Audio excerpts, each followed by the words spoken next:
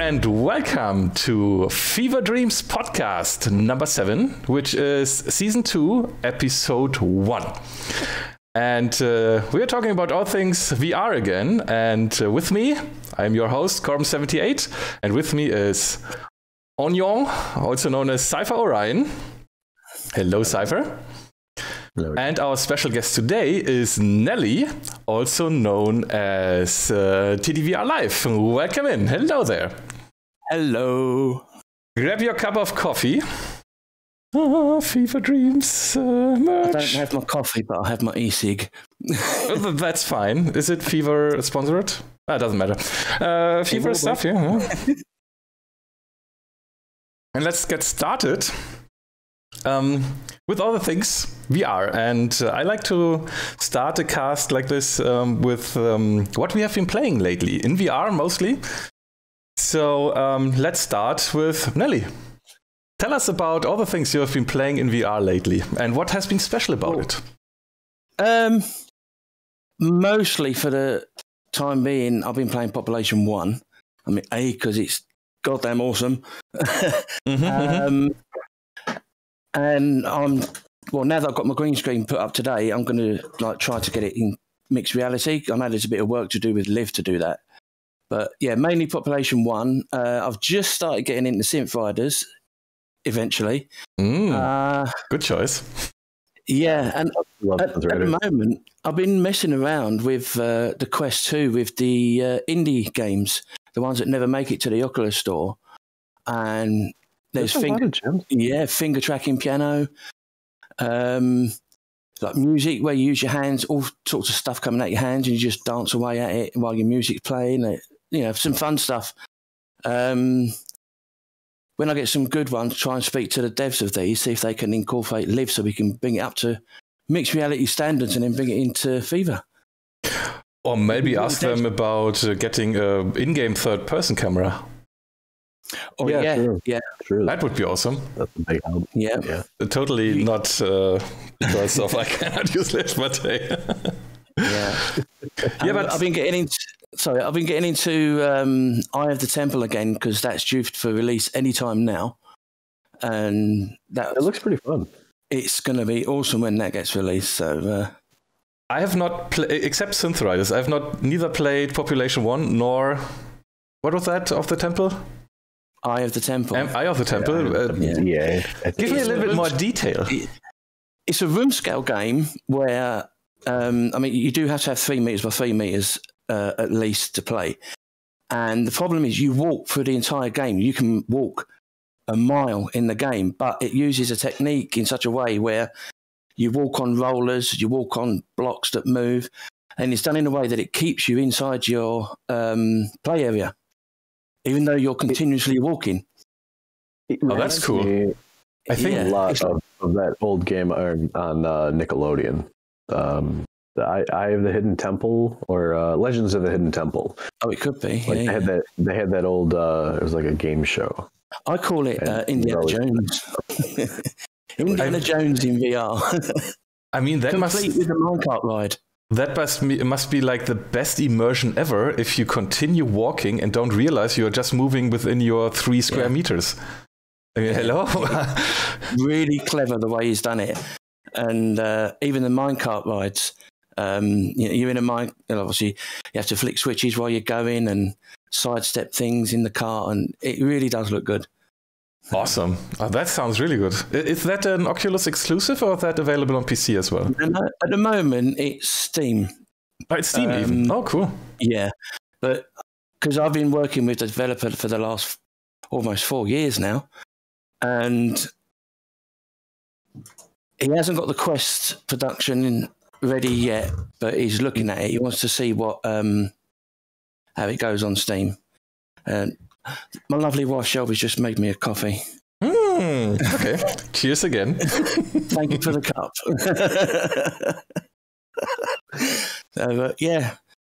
You might that's awesome. You might find a parakeet flying around now and again. Just ignore that. All right. Well, that sounds very cool. That sounds cool. Mm-hmm. Okay. Look at me. I thought Onion was going to tell us what he's been playing. Yeah, Onion, tell us what you have been playing. To go over.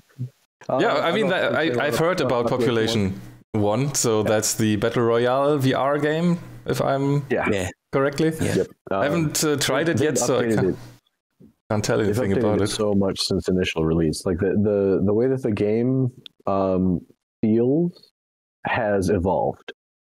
Like when it first started off, they had one set of weapons. Everybody jumped in with three-person teams, up to 18 players, I think it was total, and that's just standard battle royale. Now they've added some weapons, and they've added war mode, and like they've added some new items that you can use, new grenades, and like the dynamic of it has completely changed. Samurai swords for the better. Oh yeah, now they have swords and knives and things, so you actually get melee weapons, whereas before you didn't. Shame on you, Corben. Get the game. I need to miss a great opportunity. Works. I don't know if it works. Does it have? I mean, it's multiplayer. Does it have any anti-cheat? Yes. Which one? Anti-cheat. Easy anti-cheat. Yeah. I'm out. Sorry, it doesn't work for me. Yeah, if there's a multiplayer game, it's probably using some kind of anti-cheat, and then there's light on the horizon. It might work in the future, but at the moment it doesn't. Because Corben just requires cheating? Linux users don't cheat. They don't have to. They are honorable people. Excuse me? No. Linux users don't cheat because they're too busy fixing them. No, we are fixing other things, not the cheats, but yeah. Mm-hmm. You're kind of right. I also, because I've recently gotten a Valve Index, I'm finally able to play Alex. And I played about an hour and a half of it yesterday, and I love it. Everything that I've heard about it, absolutely true. It's fantastic. The design in it's great. The grab mechanic still feels kind of weird to me, though. Like, it feels really inconsistent when you try and, like, snatch something and then pull it, because sometimes it doesn't, like, pull. Yeah, you need to flick. Yeah, it's kind of a... I've been playing for about an hour and a half or so. I think you'll get used to it, because I will tell about that a little bit later. But I had, for a few moments, an issue to force grab things again as well. But it's like after a few minutes, you're getting used to it, that you have to like flip it, open again, and grab again, and then it's no issue at all anymore. Yeah, I've been doing it. It's mostly just the initial flick, like, because it'll be highlighted, it'll make the noise, but it doesn't come to me. Yeah, but you could get used to it, and that's so convenient. It's the best force grab ever. True. I do like it, actually. He's pretty good. Yeah. No, and of course, I've been playing Beat Saber and Synth Riders also to keep in shape. Beat Saber on Mondays, and I try and do Synth Riders on Thursdays, though recently I've been low spoons. If any of you know spoon theory, I have not had a lot of energy to get the things done lately, so I've been kind of holding off on some of those. But I did get some brakes put on my car, so that's good. How about you, Corben? What have you been playing lately? I've been playing. I mean, the last cast is a little time has passed between this and the last cast, so I had the chance to play a lot, especially in VR even. So Beat Saber and Synth Riders. So for those who are following this channel and following FeVR, mostly we came together because of Beat Saber and Synth Riders. So I don't think I have to explain the games there. But I've been playing some games that are not room scale, as well as room scale games. And among the non-room scale games have been, for example, Hellblade, Senua's Sacrifice. Nice. Which is, they call it a AA production, because it's an indie team, but they try to reach AAA production level, like quality-wise. And it's still a small team, so the game is not overly complex. But visually, it's stunning. It's really awesome. The story is awesome. It's about a girl in the... I don't know which age that is. It's a long time ago, where the tribes are... Norse mythology? Right? Yeah, something like that. And Senua is having... what's that called? Schizophrenia? That's the correct... Schizophrenia. So she's hearing multiple voices in her head. and they tell you what to do and stuff, and you need to figure out what you see is real and what is not real and stuff. So she's imagining things, and that's a big part of the game. And in VR, that is even transported a little bit more over than on Pancake. I've not really played the Pancake version of that, because if you buy the game now on Steam, you get both versions. You get the Pancake as well as the VR version. I've not played the Pancake at all, but when looking in the retrospective at videos of the Pancake version, it more or less looks like the same. So it's a third-person game. You see videos in VR. Those videos are the view is zooming out a little bit, so you can see like a little cinema, a plane where the video is being played on. And those transitions are done very well. The graphics in VR is awesome. You need a little bit more beefy PC, so I think a 1080 is the minimum requirement to play that in VR. Before, with the Pancake version, I think a 970 was enough or so. But for Pancake, they advised to have like a 1080. And I enjoyed that a lot. You have to solve some puzzles, like aligning signs visually, and then you can open up doors, etc., etc. It has an interesting fighting mechanics. So if you're playing the game, it makes sure that you don't have to look at the keyboard, because obviously you cannot do that. So more or less, you have some of your fingers more or less tied to the same keys. You don't have to move around. And you are moving WASD, and fighting you are doing with the arrow keys. So evading and blocking and attacking, doing a heavy attack, a light attack, you do that with the arrow keys, and that's very well done. So I enjoyed that in VR a lot. I can totally recommend that game. It's a lot of fun. And if you're not scared of monsters and dark areas, because there have been some pretty claustrophobic areas as well. So if you like a little touch of horror, then give it a try. It's a really good game. I have been also playing Elite Dangerous again, which is also like the cockpit flight simulation game for VR. Okay, there are others as well, like Flight Simulator, but I'm more the space sci-fi nerd, and I like to play Elite Dangerous a lot. And playing that with the HOTAS works awesome. So Elite Dangerous is a game that's in like open universe, or at least open galaxy, because it is mapping our galaxy into the game. And you can fly around there. Of course, you need to earn some money to buy bigger ships, to get a better jump drive, so you can jump between stars that are further away.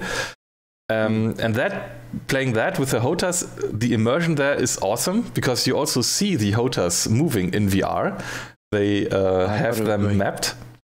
And that's actually mapping one-to-one with your actions, and that's cool. So the immersion is awesome. So I'm seeing a theme here with you, Corben. It's that VR makes games more immersive. Is that, of course, but I think that's an obvious thing for everybody, right? Now the immersion for those games. It doesn't translate. You cannot tell people that. I mean, I can explain that as much as I want. You cannot imagine that. I mean, just lately we had the case that another streamer was thinking about VR, and he said, like, yeah, I've played VR by testing these devices where you could, like the Google Cardboard. Yeah. And yes, it's like a glimpse into VR. That's true, but it's not what VR really is. I was going to say, I thought you said VR. Cardboard. Like, they've discontinued cardboard. That's not even a thing anymore. I mean, there are other devices. There are some devices where the headset things, but like, they don't even support that. I'm surprised people are still being introduced to it with that. Especially with so many millions of people owning one of these things now. Let me finish that sentence, because I mean, the Google Cardboard, more or less, you have to hold that with at least one hand. So have been then other devices where you can put your mobile phone into and then strap it to your head, and then you might have a controller. But those don't have like a room tracking. You can look around, yes, and it reflects your turning of your head, but you cannot like move forward and back, left and right. That doesn't work. It will always be Samsung Gear. Yeah, I think that's one of those where you put your mobile phone in, but you don't have tracking. No, you only got it's like a wrist thing, and that's all you got. Yeah.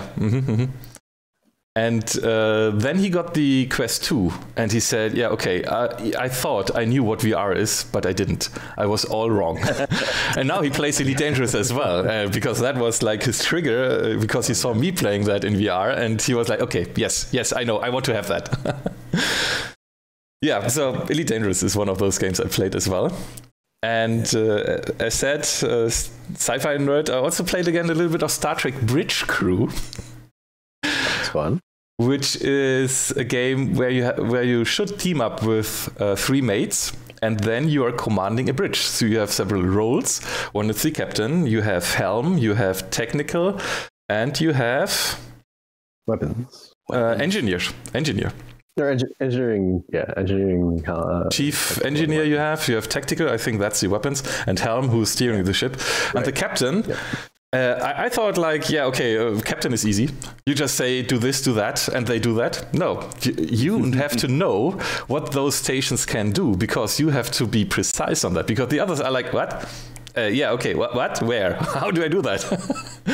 Okay, I mean, you can... Yeah. When you get 3 streamers playing Bridge Crew together, it's hilarious. It's awesome. It's the Star Trek vibe in VR. It's so good. Especially they have start to get together to do that.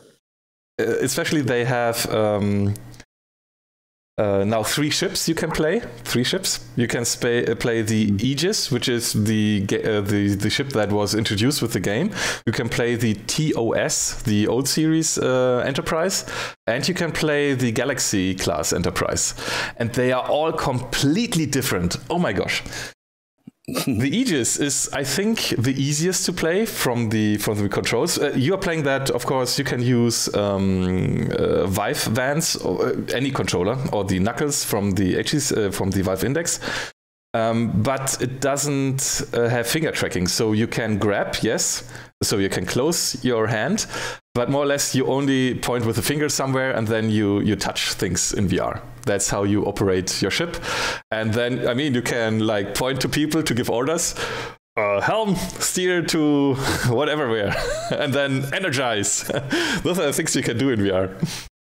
9 times out of 10, it turns into a 4-player argument. Well, if they don't obey the orders, I'm always threatening them with the military getting stewed, whatever. Somehow that doesn't really work. I don't know why. They are not really obeying the orders then. But yeah, that's a lot of fun. And put Corben on the brig. Yeah. No, I'm not leaving my seat here. You have to grab my dead body out of the seat here. Try to. Whoa. We have a question from Onion. Have you got a question for Onion? Yeah, so Lifesaver was asking about Township Tale and how the index controllers translate to that. I'm not finished yet. I have not played it yet. Just answer that real quick. Wow. Okay, we can talk about that in a bit. What I also tried is I think that's a lesser known game. It's a horror game. And that horror is very interesting. It's called Hinge. And I just tried the demo. Have you played it, Nelly? Yeah, the dev gave me a key for it, yeah. Oh, nice. I'm going to be streaming it soon. Oh my gosh. It's everywhere is dark, and what I just learned, I didn't know that, it's a roguelike. So if you die, you start in the starting room again. I think it has some progression. So if you cleared rooms, I don't know what that really means yet, but if you finished rooms, then those are finished, even though you died. You don't have to redo them or so. But the horror in that game, that's very like subtle. So you hear voices here and there. Of course, there are monsters. Yeah. And it's very tricky because you have to solve riddles and you actually have to read all the hints. Otherwise, you cannot progress. So it's a different kind of game. It's not that easy to get into. There's a learning curve, but it's interesting. It's very interesting. And it has a free demo on Steam, so you can try it for free. Give it a try. And get immersed in that horror. Oh, okay, I can't tell much about that. I played it for like 2 hours or so, and then I had to stop because it was my heart rate was going constantly up. And then I had to stop it for a while. But yeah, I'm interested in that and maybe dig deeper into it. On the same evening, I also tested The Walking Dead: Saints and Sinners. That's a VR game, a fully fledged VR game. Isn't it? I think that's New Orleans, yeah. Yeah. And that's a fully fledged game with a story, with crafting, with collecting stuff. The immersion, we are at immersion again.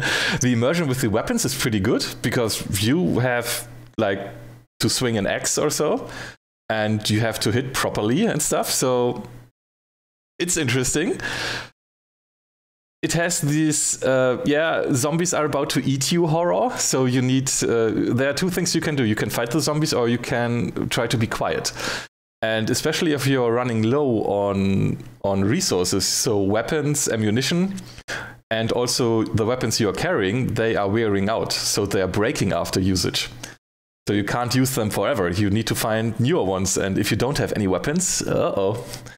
So I played that for an hour. And does it turn into zombie boxing? I don't know. I haven't tried that yet. I don't know if you can box the zombies, but I think they won't die from that. You need some like I don't know, like a you can push them away, can't you? What I did was you can grab their head, and if you have like a screwdriver, you can take their brains out. That works. And if you grab their head and there's no other zombie nearby, then you're kind of safe for at least a little bit. So, I mean, if zombies are attacking you, I don't know how you feel, but I want to take them out as quickly as possible. I don't play around that much. If there's a dead zombie, though, because there was one dead zombie or a dead survivor, I don't know, who was lying on the ground where I got the screwdriver for the first time out of him. There I was playing a little bit around, like you can touch the jar and the jar is a little bit wobbly. So I did those things, but if that's still alive, I'm trying to take it out as fast as possible. So, and the last game, which I just started yesterday, and I can recommend that to everybody right from the start, Half-Life Alyx, the new Bioshock Return to Rapture mod. I made sure to grab that when that popped up because I just got Alyx, but that looked really good. I mean, this is a fully fledged campaign. It's 8 chapters, and you play. I just played the first chapter, and I was playing that for about 2 or 3 hours that evening, and it's so well done. It's mixing. It's a mixture out of Bioshock, of course, because you are like in the first Bioshock. You are arriving at Rapture, and you have those Half-Life Alyx enemies inside there. But that's wrapped into the story. And experiencing that, oh my gosh, it's so good. And I got so scared again by those infected headcrabs, which are the big ones. Sorry, I don't want to spoil you that much, Cypher. I mean, it's been out for a while. Yeah, but they're infected headcrabs that walk like spiders. And I hate that when spiders are jumping into my face. And of course, I had to grab a pole because I was climbing up the pole of an elevator. And then I was in the shaft of the elevator there. And I was holding myself with one hand because otherwise I would fall down. And then the door was open and one of those infected headcrabs was jumping into my face. Oh my gosh. The immersion is great. I have a lot of fun with that game. It's free if you own Half-Life Alyx, which you do when you get the Valve Index, or if you buy any of the Index accessories like the Knuckles or so. Make sure to grab it and to play it. It's so awesome. It's community made, I think, by one developer or so. They even added additional voice lines, especially made for that mod, and I can totally recommend that. And now I'm done with my experience with the things I played recently. Okay. Where did those notes go? Pull the notes back. Okay, so that's what I've been playing since the last cast. Yeah. Has anybody been back to Star Wars Squadrons? I tried it. Play it and then leave it. No, I did have that big update, but I haven't played it since. It has easy anti-cheat. I cannot play the multiplayer, but I can play the single player. And I just wanted to test it and got sucked into it for 3 hours. It does that. It's good. It is good. Yeah. I was hoping for a better multiplayer with it. I wanted to play like with your friends instead of being put into random all the time. It would have been better, but I don't think they've done that yet. I mean, you can squad up with your friends. Yeah. But like, it seems like there is something a little bit missing from it. And part of it for me is a physical thing. Like, I built my HOTAS chair, and I have them a little too wide, so when I'm playing, it feels like I'm like trying to hug a bear the whole time. You're not playing Pop 1 now. Yeah, right? Like, oh yeah, that's the thing. Because people might listen this as a podcast, and so you have to explain what you're doing. So in Population 1, you can fly by just reaching out your arms. And if you do that with your controllers, you can fly down from a higher building. I saw that. And I think even the mixed reality is working around that somehow. No, it has one direction. I think the vector the camera is pointing to is always the same, but you can turn around, right? Yes. In mixed, mixed reality is technically not supported yet. It gives you a warning like, hey, we're not done with this yet. Then it locks you to the first person camera, and you have to mess with the settings in order to get it to actually show the mixed reality camera. So I don't think they really want you using it yet, but that's how I do it all the time. Okay. I know. But it looks a little goofy because the character model's still in there with no head. And you can't get rid of it. So you either have to key parts of yourself out or just deal with it. Yeah. And I think Krindash and I have kind of found this weird in between where we just have green leggings and socks. We just key out the bottom half of it and kind of mix ourselves with the avatar while we're playing. I mean, there are these green morph suits where you can completely get invisible. Yep. The first time I tried it, I put on my green morph suit and just had my head exposed. So I was just like, okay, well, the whole model's there. The head's just missing. So that's kind of perfect. It does look better with like the torso, though, strangely. Yeah, it will just break the immersion a little bit for the viewer when your head gets a little bit detached from your body from time to time because it's not that accurate or so. I'm not sure. It looks a little hilarious. It's more hilarious than anything because I just find it weird. You can watch somebody normally running somewhere and not think anything of it, but you watch Krindash or XypherOrion in there and they're running in the game. It's hilarious. Something about it, sort of the head wobbling on and off the body is fantastic. I think it's just the fact that we're actually trying to kind of seriously get some kills and do well. Like, because we don't see it. Like, that part of the entertainment's not there for us. That's for our viewers. I see. I think the funniest part is when you're flying, the game body goes into a horizontal position, but your head's the same, so it looks like you've like broken your neck back. Yeah. But the price we pay for being forward with the technology, isn't it? We find the bugs first. Or figure out ways to do things we're not supposed to do. Yep.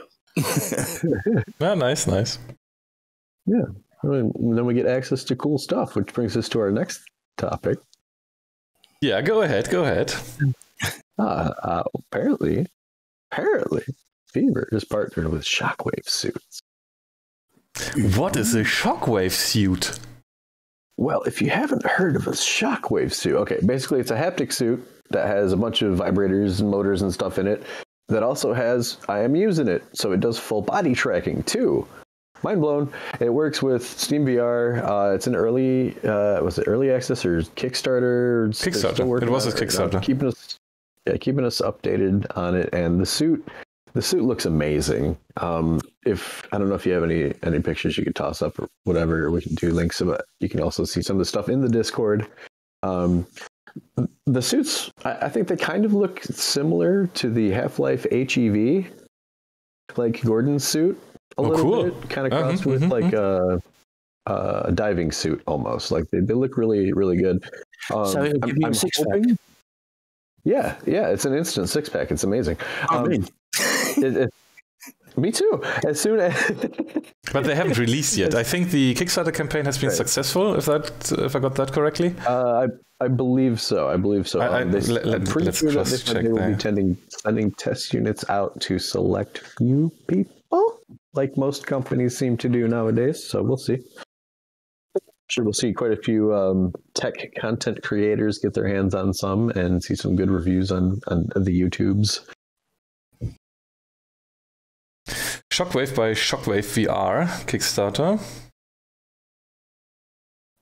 Yes. Double checking our information. Yeah, it got funded. 10 times the initial. It's a sum. 17 tracker suit. 17. Was it 17 or was it 9? I'm not sure. Okay. But this is still in development, so it got funded, but nobody from the community was able to test them yet, right? Correct. No one's gotten anything tested just yet. Because we are partnered with them, so we should be able to get our hands on some, maybe a little bit. We'll see what happens. I mean, of course, I would be interested if they work for me, but I can also imagine, depending on the game, especially if you play, I think something like Population 1 would be perfect for that. Because it can give you the feedback of the bullets that are hitting you. But I can also imagine, Population 1 seems like a game where you are moving a lot. It's not like Beat Saber and Synth Riders where it's meant to be a physical exercise for a long time.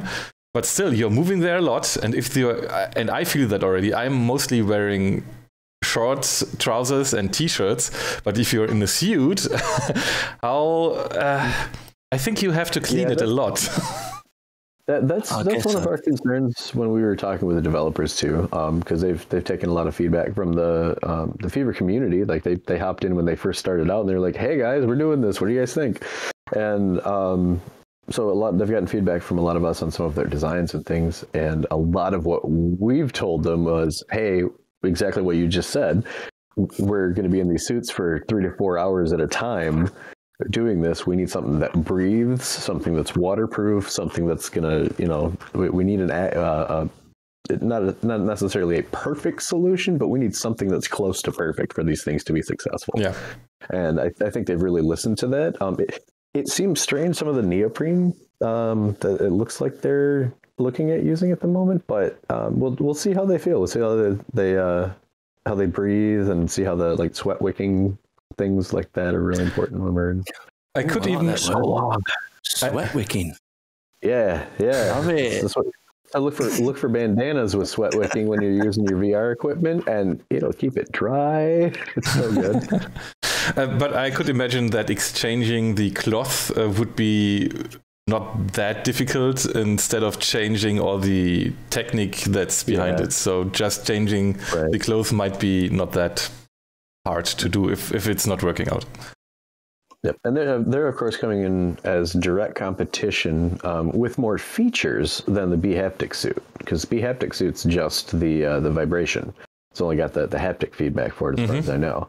I don't remember reading anything about them doing any kind of tracking modules or anything for the B-Haptic suit, but from all the reviews that I've seen on that device, it looks like it's going to be some pretty stiff competition for I think there's 2 or 3 actually haptic suits that are being developed. Just we are sponsored by the They're not sponsored, partnered with the Shockwave people. Mm-hmm. Has anyone used that haptic suit at all? I don't think anyone in that I've spoken with in our community has used one. I think Nazy has one, and I know that Proper D has been working with them pretty closely. So if you want to check out some of the stuff, and I know he did a video on Population 1 with the haptic suit, so it already does support it. I'm just wondering if you get hurt when you get punched. I'm sure you feel it. It's like okay. Well, interesting. Yeah, I'm looking forward to that. I would love to try one as well. I mean, there have to be several interfaces then. I mean, one interface is that like SteamVR has to offer the interface for games then. So I think SteamVR should become the one single point of data exchange. So not that there are... It's actually the Kronos Group's OpenXR. That's the actual standard that SteamVR is basing all of their work off of now, trying to help standardize the entire industry so that we're not sitting here with... well, from a developer standpoint, if you're looking at... Sorry to interrupt you, just real quick. No worries. There's currently like 3 major options for at least Unity-based VR development. You've got VRTK versions 3 and 4, and figuring out the difference in how to use those. Okay, anyway. And then there's the SteamVR Interaction Toolkit, and then the OpenXR Interaction Toolkit, which is kind of based off the other one.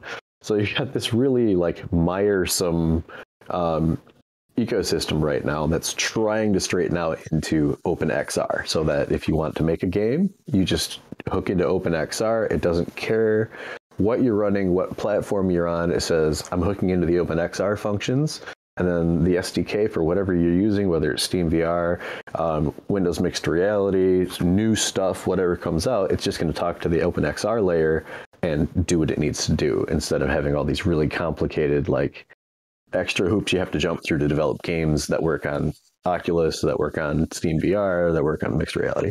Oh, that sounds if you didn't see Oculus, do you think Oculus would be happy with that? Because they don't like sharing their SDK, do they?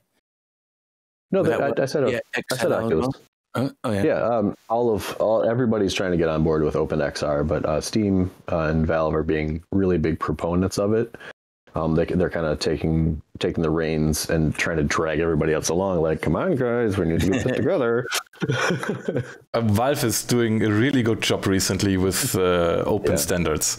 I mean, that's amazing what they have been put into to make, like, for example, Vulkan available on each major platform. For example, Vulkan was not a thing on macOS for a while until they forced the Molten VK. What means forced? I mean, they jumped in. I think they bought it and then they made it open source. So you can have Vulkan on all the platforms now. And that was done by Valve's effort. So they are really pushing forward in open standards. And that's so contrary to all the other companies, more or less. Sorry, I have to say that, but that's really impressive. It's really good that the Kronos Group was founded during like the infancy of like mainstream consumer graphics programming stuff, I guess you could kind of say. Just because they realized that, they were trying to put together different video standards and things like that, and that's kind of where they came from. OpenGL, all these different open standards from the Kronos Group. So, yay Kronos and WC3 and all those standards committees. That's really pretty awesome. Yeah, so if that's really becoming an open standard, then I might be able to use that as well. So do you know if they have like announced already which games they want to support? I mean, as games have to use that interface then. I mean, the games need to support the haptic suit, otherwise what should the game do? Or is that something that's automatically coming with the game because they have like feedback of bullet hits or so? I don't know. They've said that it's going to support SteamVR out of the box, but I'm not sure exactly which features. They also have their own SDK, so I'm not sure I think they're trying to do both so that they have their own native development stuff, and then they're also able to kind of move forward with the industry. At least I hope that's what they're doing, because it seems like that would be a wise thing to do. Mm. Yeah, we will see how that evolves. I mean, I'm interested, especially when they're using the open standard, then the chances aren't bad that it will work on Linux as well. Because that's the thing where I was hesitant, and I didn't fully jump on board with that yet. But if that will be OpenXR standard and their haptics interface, thumbs up for that. Pretty cool. Mm-hmm. So let's move to our next. Do you want still to add something? Otherwise, I would move to our next bullet point. No. So we have been thinking about doing something like FeVR Anniversary and having some FeVR Award nominations. And we've got we have our anniversary coming up as an organization. That's on May 20. Oh, we have a date for that already? Yes, we actually do. We have May. Yeah, whatever our actual FeVR team anniversary is. And I see. Kind of wanted to do. We were trying to put together the FeVR Awards back in December, and everything kind of got convoluted, and everyone got busy, and seasonal depression hit, and things just kind of got dropped off the table for a little while. I'm taking responsibility for a lot of that. And I will fully admit that, because seasonal depression is hard. But we're going to try and get everything. We got everything together now to take nominations, and we're going to we're planning to do the actual awards on our anniversary. So it's going to be kind of a FeVR anniversary, as well as, hey, what does the community think of all this cool VR stuff that we've been dealing with for the last year and a half, 2-3 years, and do kind of the same thing as the other VR awards ceremony places do, just a little bit different. Put it together kind of like a show to entertain all of you, as well as get your opinions. I think the nomination documents, the nomination documents or the form is being sent out soon, because I think that hasn't been done yet. Actually, I was about to ask Life if you wouldn't mind making that open and available. I checked over it; it was ready to go. I just wanted to be a little bit more polished. But all right. It's honestly ready to go to take nominations now. So if we can, and I think we are posting that. We're posting that on the FeVR Discord, right? Yeah, we can get that. Okay, so make sure to jump in on our FeVR Dreams on our FeVR Discord. It's discord.gg/FeVR, and make sure to pay attention to the Twitter as well. Indeed. And there you will find the form then anytime soon. Okay, I'm looking forward to that, and I'm interested in how that will work out with the nomination show. Looking forward to that a lot. I'm really excited, So. Let's see. As we mentioned before, or just before the podcast, join the team. Creators wanted. We have a big post as the announcements channel or general. We're looking for more content creators to provide content with FeVR. You want to work with us? You want to join the team and stuff? Come get excited with us. Build stuff. Just check out the Discord. FeVR.gg.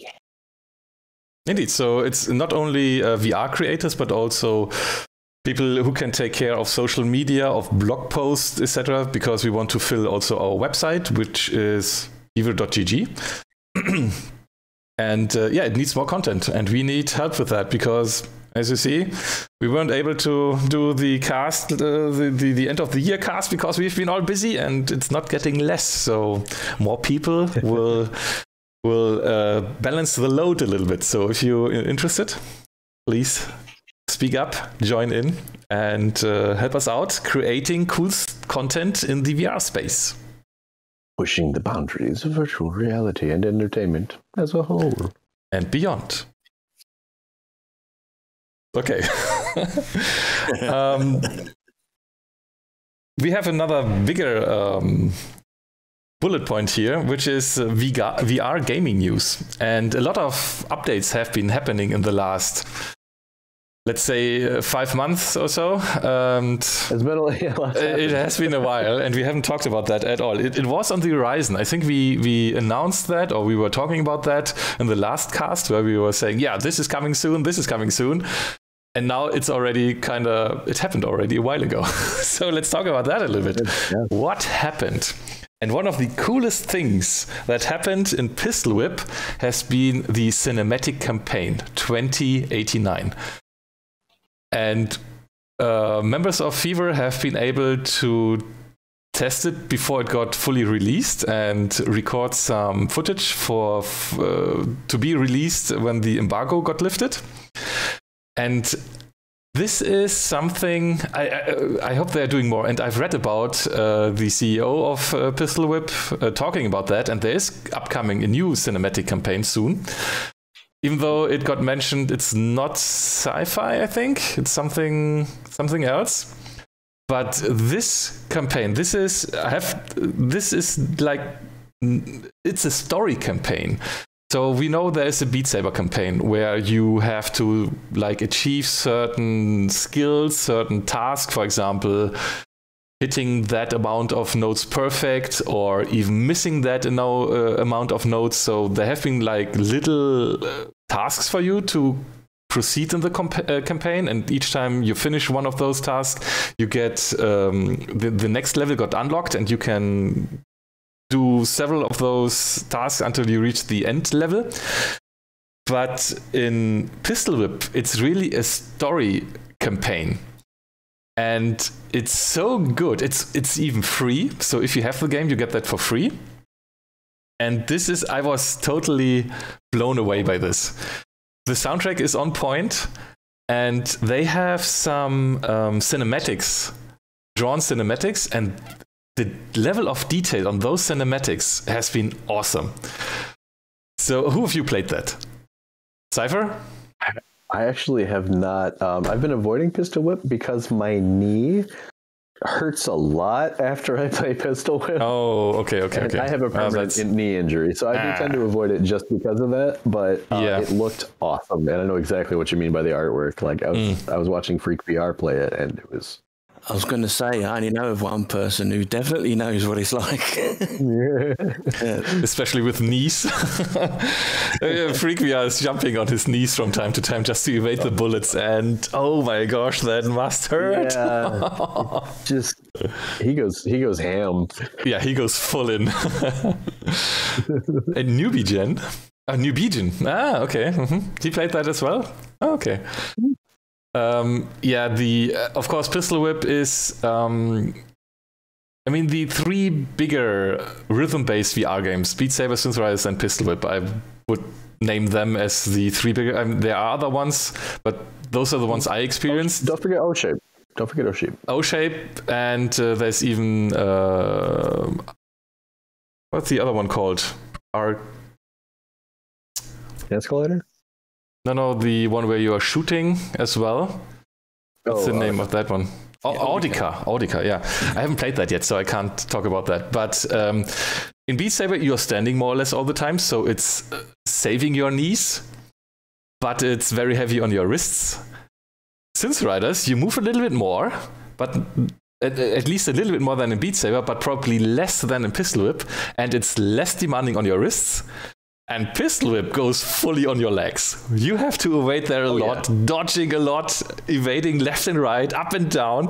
Oh my gosh, yes, I totally know what you do. Never skip leg day, indeed. Don't skip leg day. Pistol Whip. I have to green screen. Definitely. I have to use Synth Riders for my leg workouts, and I just go a little bit harder on some of the squats maps. Yeah, from that point, I totally understand what you mean with you have to take care of your legs, because that's so demanding on your legs and knees. But yeah, the campaign is pretty awesome. I think it consists of 5 levels, and the very cool thing is, and I was in my subconsciousness, I was it needs something like a boss fight. Even before the campaign was out, a game like this needs something where you are playing and then it needs a boss fight. And then they made a boss fight. And that's so cool. It's awesome. It's really awesome. It's for free. Check it out. The cinematic campaign has been out now for a while, and they're even working on a new one, which is pretty awesome. I have to catch it on easy. Yeah, there's no shame in playing easy. Totally. No shame. But Nelly, how about you? Have you been playing that campaign in Pistol Whip?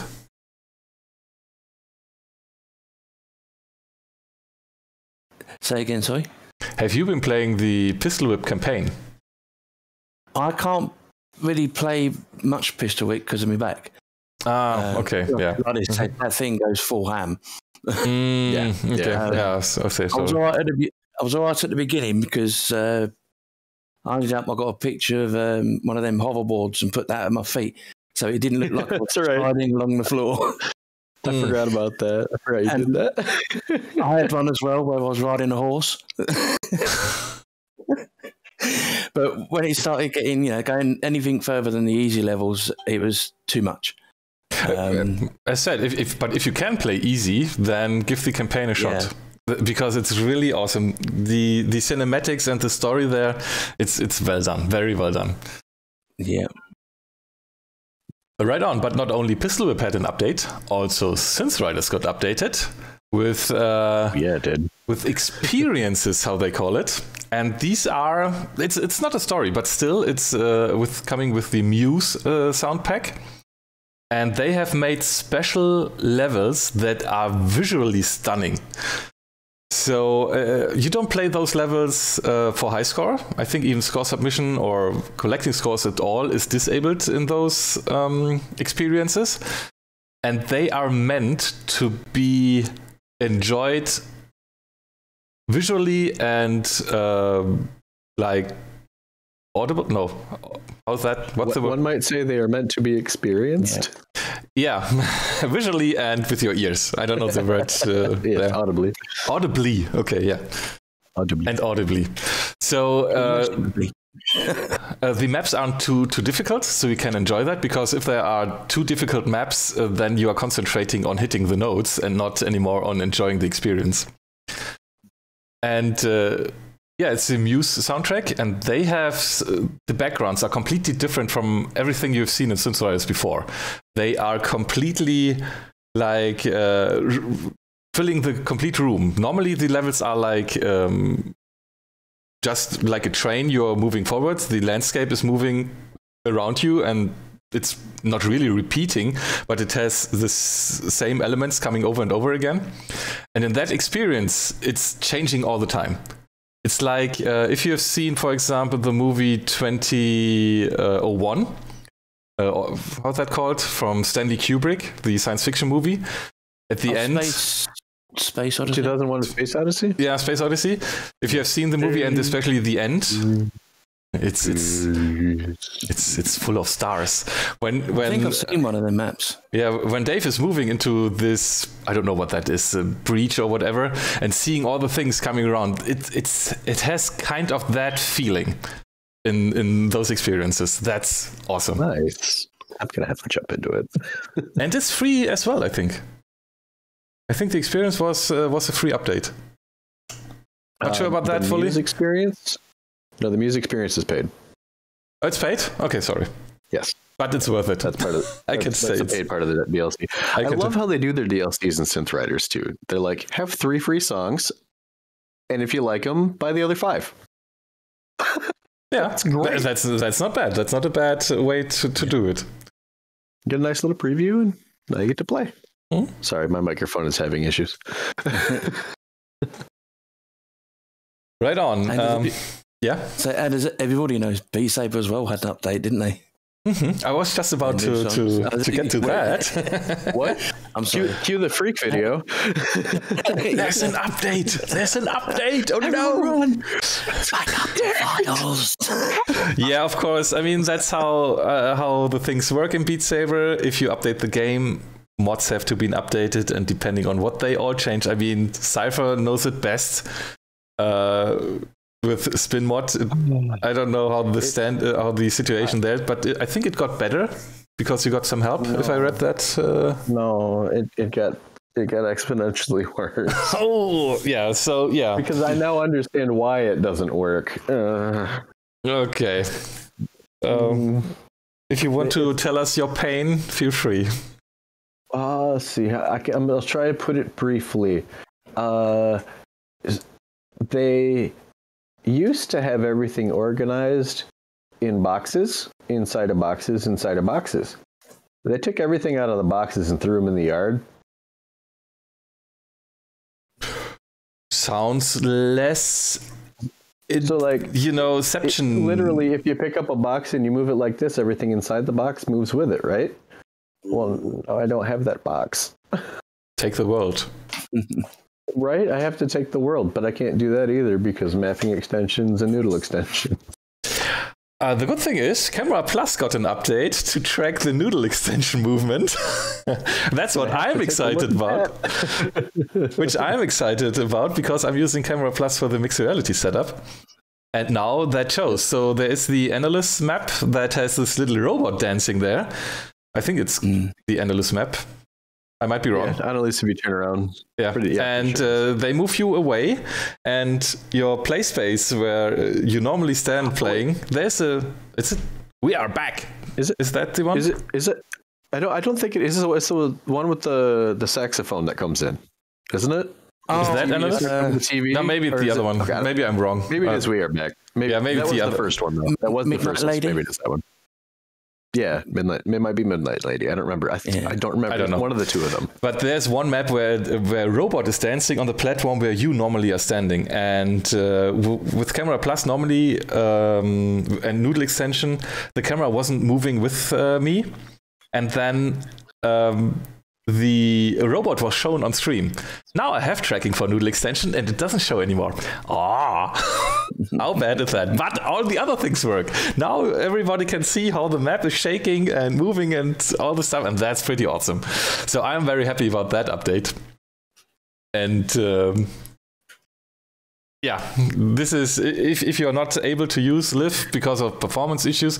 Some people, even on Windows, have performance issues, and that's why I'm not using Live, even though Live is the easiest way to set up mixed reality. It really is. But nevertheless, some people want also to have fun with that on stream and even mixed reality, and their Camera Plus is more or less the way to do it in Beat Saber. And if that can track now the Noodle extension, thumbs up for that. Pretty awesome. Okay, but also speaking of Beat Saber, we have a fellow Beat Saber community member, player, Nacy. We've been talking about Nacy before because we were thinking about she might have the haptic suit. She did a pretty neat tutorial for Beat Saber, especially for beginners if they want to get into Beat Saber. And I will post the link here on my chat, and please feel free to redistribute everywhere else. And she did a pretty good job there. I mean, for the people who have been playing Beat Saber already for a while, know already, yeah, that's all true, what she says. So the things she is pointing out there are correct, so you can believe what she says there. Beginner's guides are always good, even if they're outdated. That's not that outdated. Outdated ones. I'm not saying it's outdated. I'm just saying even if there happens to be an outdated one, they're still quite useful. Yeah, not saying that's a pretty good one. Yeah, I just wanted to point that out because it's in the Beat Saber space. But I think for Beat Saber, it got just a new update with the new OST a few days ago, which bumped up the version number again. So there's another update. I don't understand why they have to change their code base on every single update. That's just a DLC. I think there's no reason for that. They should have a framework a small, teeny tiny framework in place to just be like, look, here's a new pack. Here's a new pack. I think they are working on the game and updating that all the time. And when they say, okay, we have to release that DLC now, we will take the current version that we have tested and that has all the optimizations that we have done during the development time, and then we are releasing that together. I could imagine. I don't know. I'm not involved there, but there was a time it seemed like they were communicating with the modding community. Maybe I'm wrong. I don't know. No, I don't even know what to think of it anymore. They used to get about 2 weeks' notice. Yeah, I think that was the case before, but since the, let's call it merge, with Facebook.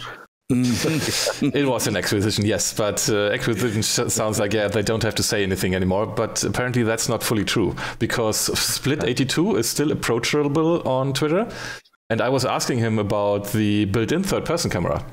Looks like they changed something there, and he was like, he's not aware of changing something, and then a fellow Beat Saber streamer found out, they changed the FOV interpretation. Before it was the horizontal FOV, and now it's the vertical FOV. And that apparently changed. And Split said, he'll look into that. So they are not like, okay, I have nothing to do with mods, leave me alone. No, they still listen a little bit. A little bit. But I think that Facebook is Facebook doesn't want to have mods at all, I think. So we can be... There's probably some internal politics going on in there, but I don't know. The actions speak louder than words thing, all of the updates and everything, and the things that the people that work at Beat Saber say versus what actually happens. I've personally kind of lost faith in their communication with the community a little bit. You're not alone. You're not alone.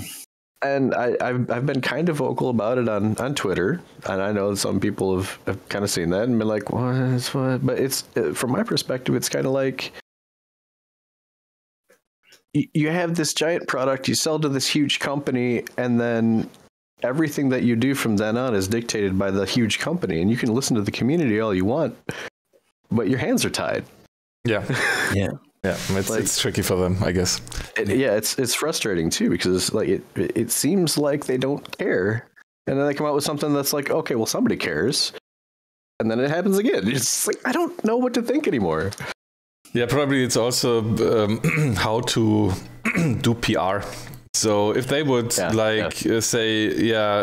screw you, modding community, and would vocally say that, I think everybody would switch. I mean, we've seen that already lately, at least that's my impression. A lot of people have been starting playing Synth Riders, way more in the last few months than ever since Beat Saber and Synth Riders got released. And that might be part of that.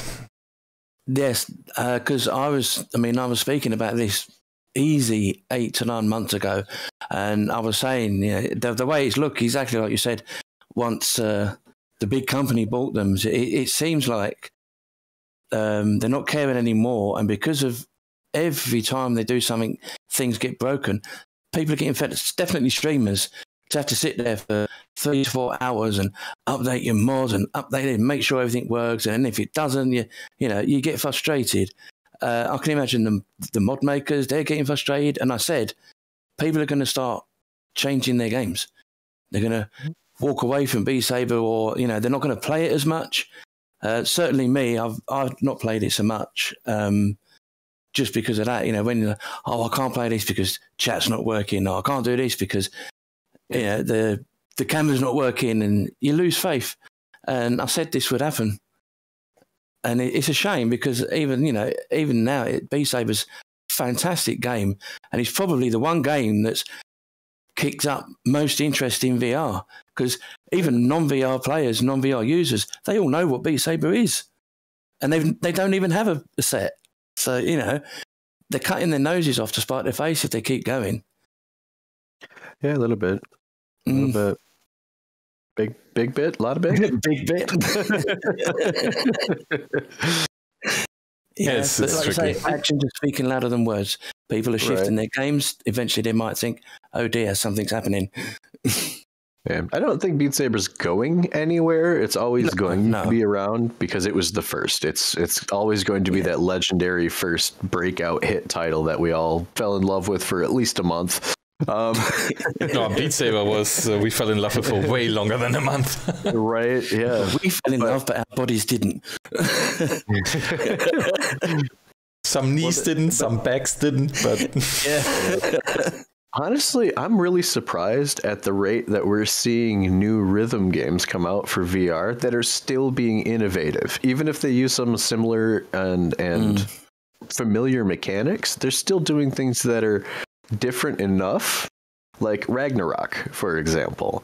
Ragnarok is literally mapped with a Beat Saber map with all down notes in the middle row. Like, that's how the actual map structure is built. That sounds like Reset. It makes sense. I say, Yeah, it sounds like resets. Somebody said to me, it's a permanent reset game. It is. You're playing all resets on it. But if you don't think about it like that, and you think about it like you're hitting drums to drive a bunch of people forward on a Viking skiff, then it's way more fun. Like, and it's just as much fun as Beat Saber, if not more, because it already had multiplayer support out the gate, which was pretty janky, to be completely honest. But it was early access, so they were doing a really great job taking community feedback and trying to fix everything. And they like the timeline that they did, everything was great. But yeah, and now you've got Boombox that came out, which is another, drumhead style hitting game essentially. But now you have the drum heads that you can only hit them this way, but they're up here too. Oh my! So you have them down, low, like they're basically in this ovoid circle that you hit them up and down. And I haven't played it myself. I've just seen it played. It looks similar to Beat Saber in motion, but it's kind of like if you split the cube and put it in two parts almost. Yeah, I wasn't recommended that game, and looks like I might pick that up at some point because it's not expensive at all. It's like $11 or so. Yeah. They have it priced really well. Yeah, so that's something I'm interested in. There was another one. I think it's called Beat Music, where they kind of took the Beat Saber idea, but had it coming from 4 directions, and not like a 3D map. The books coming from in front of you, then you had some coming from the left. So you had to turn left and play that way. Then you had to turn right, play that way. And then you had to, levels, easy, medium, hard. So you had to spin instead of the world spinning. So that did look interesting. But I haven't played that recently, so I don't know how much update it's had. It's been a while since I've heard anything out of it. Yeah. Let's see. There's still a couple other ones that are out there too right now that are doing fairly well. You got Dance Collider. It's not really being streamed a lot, but I see like on Steam they look like they're doing okay. I haven't heard about that. Of course, no shape. I wonder what's happening with that Dancing with Zombies game we saw a while ago. What was that? Undead Dancing? That's it. The Undead Can Dance. The Undead Can't Dance, yeah. It hasn't been updated. I just recently uninstalled it because it hasn't been updated since that came out. I think it was also only one dev or so it's pretty hard, I think, for one people dev studios to fulfill all the demands of the VR community. In fact, Corben, it is. See, I'm right on that even. It's pretty hard. That seems to slide under the table. Has anybody played that Audio Trip? Audio Trip was the other one I wanted to mention. Audio Trip, yeah. Audica and Audio Trip. They are so similar that I mix them up more or less all the time. The name. Yeah. I haven't played that at all yet. I need to still play that. Audio Trip or Audica? Or both, even both. I have not played any of them yet. So little time. Oh shoot! What do we got? We've had Synth Riders updates. How many? So we got the Electro Swing DLC, Cyberpunk Essentials. What came out in December? That was Why can't I remember? We have that a little bit down here because we have the 2020 VR wrap-up, and there it's listed with the Electro Swing DLC and the Cyberpunk Essentials, and there was a December update. What was that? Yeah, December? I don't remember what the December update was. And then they've had another one since then also, and there's going to be a new one with Punk. Yeah, that's I thought that was released already, but it's not. It's not yet, right? No, that one's this coming week, I believe. Oh, okay. So pretty soon. I believe. I could be off on that. Double check dates. Don't quote Onion. Onion's probably wrong. Yeah, then let's head over to the 2020 VR wrap up, because I think we have talked about the VR gaming news that have been there, because that's intersecting a little bit. We pretty much covered all that already. Yeah, we did most of that. Let's have a look there. So the Beat Saber updates, we had them already. So there has been this is not covering the from the last cast to today, but complete 2020. So for Beat Saber, there has been the Timberland update, the 360 and Single Saber Maps update, Camellia update, Linkin Park update, BTS update, and then the OST4 update just recently. But this is 2021 already. And the additional Camellia songs that they keep throwing out to the community. Yeah. For Pistol Whip, we covered most of that already, just not the older ones, like Akuma update with Throttle. Yep. Those are songs that have been added yep, those are sequentially. The first ones that they added that were free DLC. Mm-hmm. They don't have a paid DLC yet at all. Included. It's all free. Do they? It's all free what they updated until now. That's kind of cool. I hope their sales model is working really well then. I hope as well, because Pistol Whip is a good game. And when we were in talks with them about the 2089 update, they were also mentioning, or like, they wanted to give the content creators improvements. And because I was like referring to a third-person in-game camera, and I think that's not even that tricky to have that in Unity games. It's just making that accessible for the user to configure. That's the thing that might be tricky. But technically wise, I think it's just like adding a new view, a new camera or so, and then you're more or less done. So we were talking about that and getting updates there, and they still are updating the game, and they have plans for further updates. So I hope they are doing well, because so far they are just selling the game and no DLC at all. Let's hope that works out. Yes. Doing great. In Synth Files, it's a little bit different, as we talked about that. Have a few songs for free, and if you like them, buy the rest. And so far, just for support, because I think those games are all great, and I enjoy them a lot. I play them a lot. So I've been buying, even though if there has been one song or so I didn't like that much, I've been buying all the DLCs, because that's my way to show support for them, because I totally appreciate what they are doing. And I know how much effort it is to like map a song, especially if you're doing that in different difficulties. I mean, you have to like, it's not like, okay, if you start with the hardest difficulty, and then if you want to drop a difficulty, you just leave some notes out. Now that doesn't work. You really have to put effort into that so it feels smooth and stuff. Yeah, you really do. So and, one thing that got mentioned earlier in the chat, those DLCs, you can share with your friends and they don't have to own them either. That's another really cool thing about Synth Riders. If you own a DLC and start a multiplayer room, anybody can connect to that room and play those songs with you. They don't have to own it.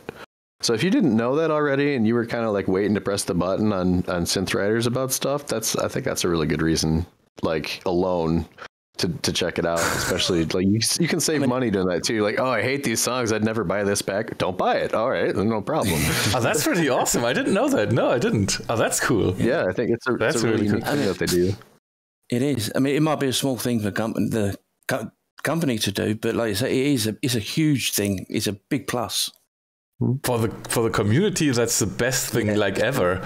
I mean, when it comes down to it, they want you to play their game. Yeah, and if you can test those things for free, and it's often about testing it first and then getting convinced, because mostly it's good what they released, and then you're like, okay, if I wouldn't have played that before, because just by reading the song name or so, those songs are mostly, there are exceptions, there are paid DLCs where they bought the license and stuff, but often those songs are especially made for this game, so you have more or less no chance to listen them on like Spotify or so. You can't listen to the music before. You would have to catch a stream where somebody's playing that, but yeah. And then being able to test that beforehand and get convinced and buy then. Conversion rate. I think that's a advertising. Pretty good way to keep the conversion rate high. Awesome. Yeah, Synth Riders, we have been talking about that and those upgrades. Now it's your turn, Cypher, a Township Tale. I have no idea about that. So Township Tale's constantly being evolved. If you're not aware what a Township Tale is, it's kind of an open world adventure game that you can play in virtual reality with your friends that has a lot of physical crafting aspects to it. So if you're going to make a sword, you have to physically blacksmith it. You take the materials, you put them in the forge, you hammer it out. And it's just constantly evolving with new and interesting ideas. The last couple updates that they've had, the Forest last year that dropped was a really big update. It introduced a brand new area that was approximately 10 times the landmass that the game previously occupied, and added a lot of procedurally generated adventure content. It's just this huge forest that goes up a mountain, and no two servers are exactly the same. So you can go in and adventure with your friends. There's really interesting things to find in there. Like myself and Mick Awesome were playing, and we found something that I didn't even know existed. It was just this huge like mine shaft that just went straight down, and it was filled with a bunch of worms in it. And I didn't even know that was in there. So it was great fun to actually be able to explore it. And the game itself is fantastic when it comes to trying to put together, you know, different adventures and experience new things with your friends and see what VR is really going to be capable of, because they're still developing a lot of the systems that are going to make that work. They came out with another update that was the climbing update, which added a giant tower that took a couple of hours actually to master and climb. It's kind of up in the air whether or not it was a good game design decision, depending on who you ask, or a mechanic that's not really easy to pick up. It's an extra mechanic, so climbing you have to earn. It's very difficult to learn it physically, so the way that you move your controllers, like you would think that climbing you could just kind of go out here and you're climbing. Well, the way that the system works, and since it's so physically activated, you actually have to keep your hands in really close. And when you're climbing straight up, you're kind of doing one of these moves or throwing yourself to the side. You're doing one of these, and so it's got a high degree of difficulty that you have to learn. That got introduced. They also introduced the combat trials. These I don't have dates for these, but these were all over the past year until now. The combat trials added a new area inside of the caves that you have to go into to collect materials to do your crafting. And it's these 3 rather difficult challenges that you have to finish. And each of these challenges gives you the ability to craft better and better materials in your forge. So it adds a gem. The first one allows you to forge red iron, which is a combination of iron and copper, I guess, that goes together, and it's a stronger material. And then the other 2 do a similar thing as well, based on, if you can finish the combat trials. The next thing that we're going to be seeing, and they just released a preview update for supporters only. There's a building, it's a ladder challenge where they added a whole bunch of new game mechanics into a test environment. So like ladders, and they're starting to work on actually building houses and things like that. So you can do home crafting and build a base, or those kind of things in the game. But the preview is basically this challenge where you have ladders and you have to work with other people, and you can both move the ladder at the same time, and it's like testing those kind of mechanics. It really kind of mind-blowing what they're doing with it from like a programming standpoint, because you can have 2 people in virtual reality using their virtual hands holding the same ladder and moving it together. And if you think about that for a minute, that's pretty complicated. Like, that's really complicated. And they're pulling it off not only with 2 people in virtual reality, but two people in virtual reality over the network, over the internet. Like, you guys are amazing. So if you get a chance to check out Township Tale, some of the newer updates and everything are awesome. And this game is just going places. It's free to play. ATownshipTale.com. If you have a virtual reality headset that plugs into your PC, and you can play stuff on Steam or Oculus, you're good to go. You can also pay for support, which gives you a free server. Or I guess not free because you're technically paying for it, but you get a server that you can run yourself and have your own adventures with your friends and stuff. And we have one in FeVR also. We set up adventures once in a while for that. All right, so that's the update on Township Tale. Does it have, I mean, as it's a multiplayer game, does it have any form of anti-cheat in place? No, it does not. Good. I might give it a try. It has server-side authority, so it's pretty difficult to cheat on it. Okay. Third-person camera built in? But we could work something out. Sounds good, man. Count me in. It is lightly moddable. Yeah. That's enough for me. Okay, sounds good. Sounds good. Cool. Got a couple of MMOs popping up too, it looks like. Yeah, I heard about one, but I forgot the name. And I don't see it there yet. It was none of the names. I've not heard about any of those. Oh no, the Zenith, the Last City. I think I heard about that one. Yep, Zenith is the biggest one, it seems, with the largest growing following. Okay, but I have heard only the name. Is it in early access already? No, it's beta, I think. Crane has a lot of information on that. I don't know if he's around right now. But he's been trying to get us like a guild and whatnot. Okay. Saved, like a spot saved in it and whatnot. I know a lot of people have pre-ordered it already. It looks like it's pretty good. A lot of the like combat mechanics are what you would expect. You know, swing a sword or an axe. Magic mechanics, I'm not sure on. I haven't seen a lot of footage on it. It could be gestures, it could be whatever, but definitely want to take a look at. It's beautiful. Like the artwork, and it's fantastic. Okay. Yeah, and the other one, Elysia. That's another MMO that's been around for quite a while. I've been personally lightly keeping tabs on it. They don't release a lot of like public facing update content that I've seen in the last month or two, but they are moving forward. It's a pretty game. I don't know much else about that one either, but I know they've been on the road to updates and release. Oh, interesting. About the other games that have been released in 2020, we've talked about already, like Population 1, Ragnarok, and Star Wars Squadrons. Up on Ragnarok. Yeah, so let's get over to the hardware that got released in 2020. And that has been the Quest 2, where Onion has the honor to own one. And we've been talking about that already. And even Nelly has one. Okay, only I don't have one, but it doesn't run for me. So, I mean, it's a standalone headset, so it would run for me, but I wouldn't be able to connect it to my PC. And, well, I do even have a Facebook account, so I could connect that. But, yeah. Well, things. I thought they had to modify some things for Germany, didn't they? They are not selling that in Germany anymore. They are not selling any headsets, so it's not an issue. Oh. They're just like, all right, Germans, guess we're not putting them in headsets. Yeah, it's like, what, German? You take care about privacy? Okay, screw you. No, we don't sell our stuff in your country anymore. That's that stance on that. I mean, that tells a lot about... Okay, let's not dig into that. Quest 2 has been released, and people who want to have it in Germany, they can import it from like Amazon France or I think Italy or so, and it does work. And it does work in Germany. You just need to link your Facebook account, whatever. Yeah. So if you probably have an issue with your device and sending that in for warranty, that might be tricky.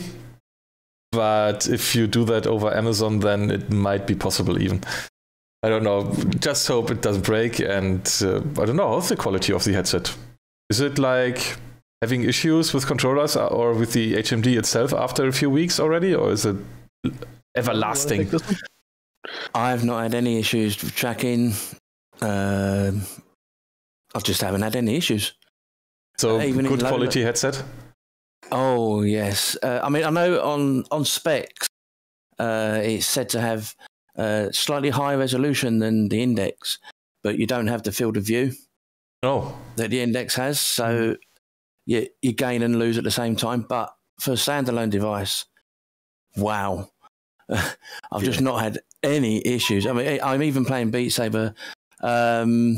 I suppose occasionally you might get a missed hit, even though you've hit it, but I've had no tracking issues really. And connecting it to the PC as well is absolute easy peasy if you've got the link cable. I've heard that the link cable is just like an USB-C cable. Is that enough? Because I also heard about people who have issues with the non-original cable. You need a cable with a higher transfer rate. Okay, it has to be a special one. Gigabits, yeah. Yeah, okay. At least 5 gigabits, preferably 10. One thing that I discovered when I was doing my research on the link cables, there's a lot of different little nitpicky aspects that go into making cables, apparently. And you can get a 3.0, a 3.1, or a 3.2 cable.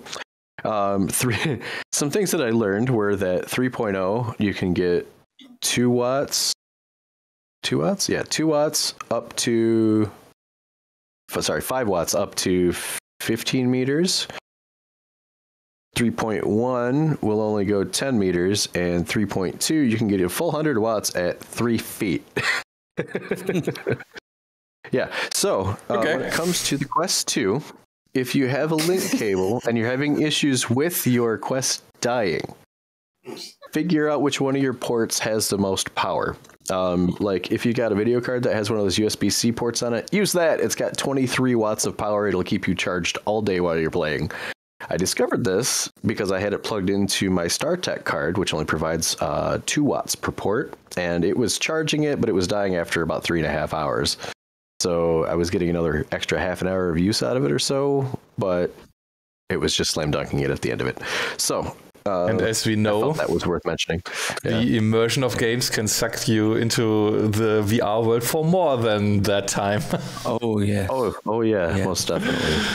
Yeah. I've got a 5 meter cable. It's got a 10 gigabit transfer rate. I plug it into the, I'm not so technical, the red USB port. And when I plug it into the red USB port, I get about 7 to 8 hours play. Mm-hmm. But by that time, the thing's weighed on your head so much you got a headache. But it's perfect. Yeah. Honestly, the default strap that comes with it, it's reasonably comfortable even for streaming, in my opinion.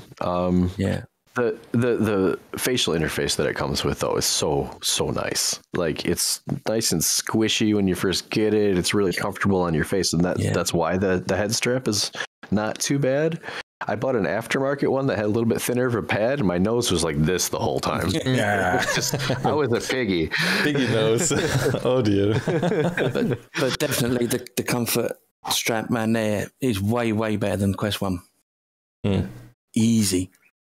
And you had mentioned the like the pixel density on it, and comparing them 1-to-1, actually comparing the Index with the Rift S previously, I actually liked the Rift S screen better. And when it comes to the Index versus the Quest 2, I have to say they are almost on par. Like, you get more FOV with the Index, and that's the only reason I like it better. But with the Quest 2, the FOV on it's fine.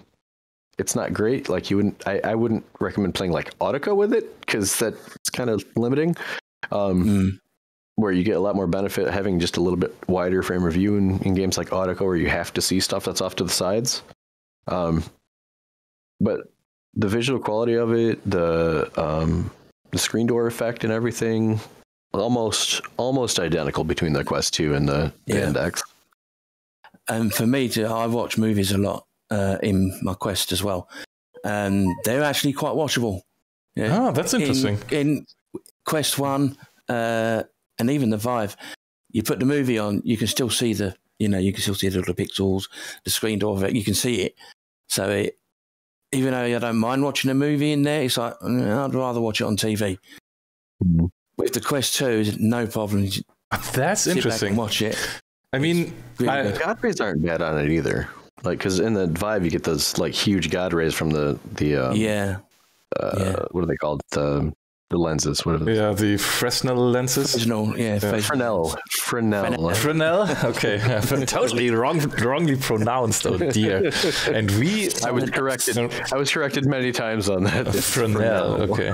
So it's French. I believe so. Yeah, that's why. Okay. And we think we know VR, and then we cannot even name those lenses. Oh my, what does that? Yeah, well. Now, but talking about the screen door effect, I mean, when I'm playing, for example, Elite Dangerous again, I'm still using my HTC Vive. Because there you can see the screen door effect, of course, it's way more prominent than on the Index. But when being in the immersion there in the game, it goes away after a while. You don't realize that anymore. And even though it only comes back if you're really trying to read text, but if you know the menus, you often don't have to. And even though you're looking at one spot more or less all the time, because when you're doing the hyper jump or so, you're looking straight forward because you need to align to the jump point and stuff. And even there, it goes away after a while. But when watching movies, you are like constantly looking at the same spot, I think. I don't know how is that realized? Is that giving you like a big cinema plane, and when you look around, it stays in that area? Or is that moving with you? Or how does that work? You have a choice. Oh, you can have both. Follow you. Yeah. I mean, there's so many different video players as well. So, you know, one will do it, another one won't. Interesting, because I have not watched any movie in VR yet. I have not done that at all. Well, the best one I like on the Quest 2 is there's an app, there's a Samsung video app. On the Vive and I think Oculus, you have to pay for it, but it's free on Quest. Now, with that, you can actually grab the screen and move it where you want to and spin it as well, like a window. So I can actually go to bed and pull the screen up to the ceiling and then just lay down and actually go to sleep and watch the video on the ceiling. With your HMD on your face all night? Yeah. That's what I do with Amazon Prime Video. I'll throw on The Boys, just lay in bed. The only problem is you have to keep your controllers in view, otherwise it'll turn off. Oh, okay. Yes. That's the only issue. You just gotta wiggle your controllers once in a while so it doesn't go to sleep. Don't do what I do. Don't fall asleep in Minecraft, because waking up, oh my God. You know that first 10 seconds when your brain's booting up, and I wake up like 20 feet away from a creeper, like, what's going on? If I died and been reborn in Minecraft? Yeah. Oh my God. Them first seconds are scary. That would be terrifying. I would not want to wake up in front of a skeleton in Minecraft. No. Oh, that's interesting. Okay. I didn't know that at all with the movies in VR. Because, with the screen light effect, because then the Oculus must have different lenses, not Fresnel lenses or something else. I don't know how they get rid of that. They don't. They don't have the Fresnel lenses. Well, yeah, they do actually. They do, but they're a lot. I don't know how to put it. There's more of them. You can't see them. Mm-hmm. Yeah, you can't see the lines when it's in there. Like it doesn't so close together. Oh, okay, that's interesting. Okay, yeah, good to know. Yeah, okay, that has been one new headset that got released last year, and there has been another one which, like, I have not heard much about. The HP Reverb G2, which was made together with Valve. And it's nevertheless, it is a Windows mixed reality headset. It's not. It was supposed to be their golden boy. Yeah, I don't know anything about it, to be honest. I just heard that they were working together with HP. They were using the let's name it deluxe audio strap from the Index. So they have the headphones that are over ear, not on ear, and that's all I know. And it's using inside-out tracking. Say again, please, because I didn't catch that. It's kind of like the Windows Mixed Reality Index. Yeah, okay. The only good thing I've heard about it is that the display looks fantastic. I've heard nothing else about it, period, like good or bad, just that the display looks fantastic. That's all. That's all I was hearing about it as well. Fantastic specs, wrong platform. Good job. Okay.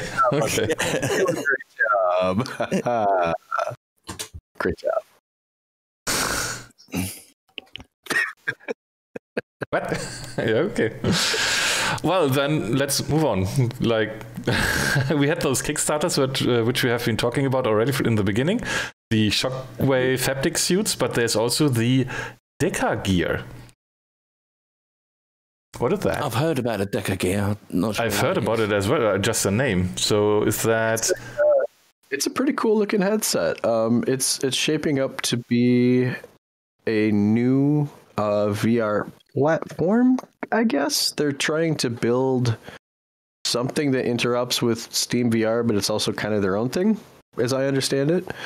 It's got eye tracking and mouth tracking built into it. It's got a 2K screen per eye. Nothing's really been seen about the tracking yet. I know they're still working on that stuff, but they did just recently release to a lot of content creators the Deca Move, which is a hip tracking solution that just attaches to your hip. That I've seen. The base of your spine. And that's supposed to be part of the kit that it comes with, because their entire design paradigm is based around social, not competitive gaming, not rhythm gaming, social gaming. And so I don't think that we can realistically expect absolutely crazy pinpoint awesome tracking on this thing, but I think we can expect good tracking and really good features. Who doesn't want to swing her hip in VR? Sure. Right. Like, it's supposed to help with a lot of people's motion sickness as well, being grounded for the motion at the hip instead of at your head, because it's kind of an unnatural thing. Like, it's something we easily get used to. A lot of us easily get used to that, but a lot of people that have issues with motion sickness, that actually helps cure it for them, apparently. Ah, that's cool. Okay, that's really an advantage, because I still have, for example, issues with Boneworks, where the tracking is tied to your headset, and they are like trying to calculate the rest of your body. So they're trying to calculate where your legs are, etc. And there are things happening if you are moving somewhere and you are like bending over. They think that your legs are still directly below your headset. And that isn't true in that moment, because you're not crouching, you're just bending over.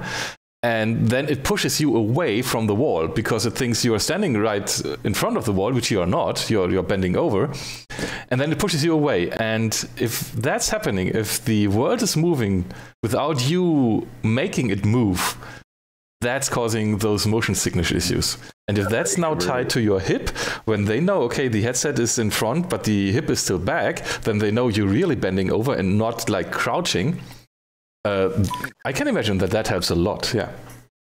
Honestly, I think that's going to. So sorry, go ahead, Nelly. I say the worst one is like in Boneworks as well. If you're looking at a lava pit and you're on the edge and you peer over to have a look down, then all of a sudden you're falling. Yeah, that's the worst. You've bent over like that, and then all of a sudden, woof, off you go. Where the hell? Yeah. Hip tracking is really the last piece that we need for acceptable full immersion for the general populace. Like that, we've got a rather wide FOV on the index, which is nice. We've got really, really nice hand controllers with the index, and honestly with the Oculus stuff too. You really just need the grip and the trigger. You don't have to have the full finger thing, but it's really cool, and I wouldn't trade it. And of course, the hip tracking. I think the hip tracking is going to be really that last piece that's going to kind of keep us together for exactly the reason that Nelly just said. There's every single first-person game does that, because it doesn't have any way to approximate you leaning, because it only sees your hands and your head. So it's got no other points to go off of other than where it calculated the floor to have been the last frame. Yeah. That is also an issue with the, it's a long time ago already, but with the latest update for the Solos project, which was meant to be a pancake game, but they additionally made it VR, and it was enjoyable in VR for quite a while, but they changed also how they were tracking your body. And if you are standing on a not straight platform, and you are moving a little bit to the side, so your in-game character would then slide down that area a little bit, then it moves your headset. And then it's moving the relative position for you in your headset, and that's really, really strange. And that happens already if you just lean around a little bit. So you are still standing in the same spot, but leaning around, it already moves the world around you. And that's really like a no-go if you want to kill motion sickness. So having that can totally be avoided with a hip tracker, because then they know, okay, we have to adjust the world to the hip tracker, and the hip will still be in that place. And if you lean over, your hip would not have moved. And then the world doesn't move around you.